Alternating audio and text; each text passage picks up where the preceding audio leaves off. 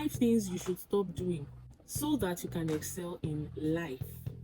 And I'm going to be really sincere with you. As a career woman, sometimes you get in your own way. So in today's video, I'm going to talk about 5 things that you have to stop doing so that you can excel in life, because that is why God has created you. You are not here to fill a space. You are here to make a change, and you ought to. So let's dive right in.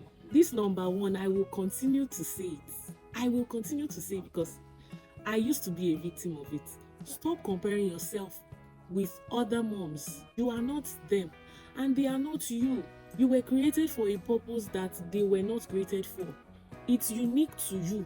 You see a mom doing this on social media, or you heard about something a mom did and you're like, why not me? No, you're not walking the same journey. You're not on the same path.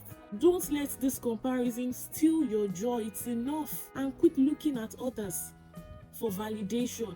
They are not the template. The second thing is to stop saying yes to everything and everyone. Oh, stop overcommitting. Stop trying to please everyone. You cannot please everybody because you will burn out. Prioritize what really matters, because it's okay to say no sometimes. It's really okay. The world will not fall apart if you take a step back and focus on all that you ought to do. Those things that align with your goals and your values, please focus on them.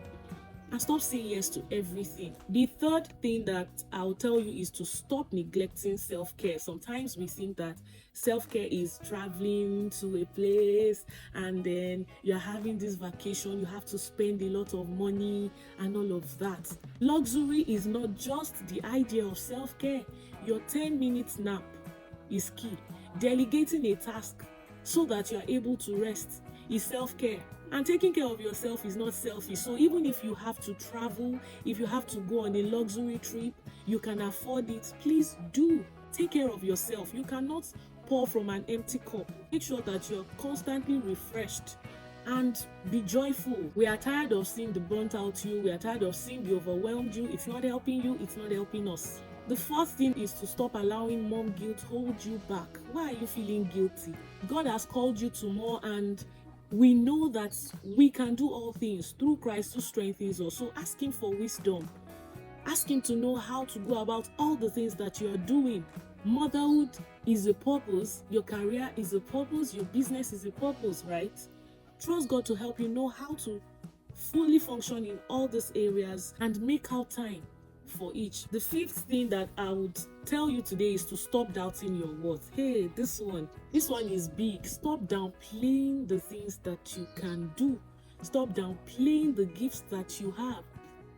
That knowledge that you have, oh, it's enough to make a change. It's enough to change a life. You are good enough. You are good enough at work. You are good enough in the house.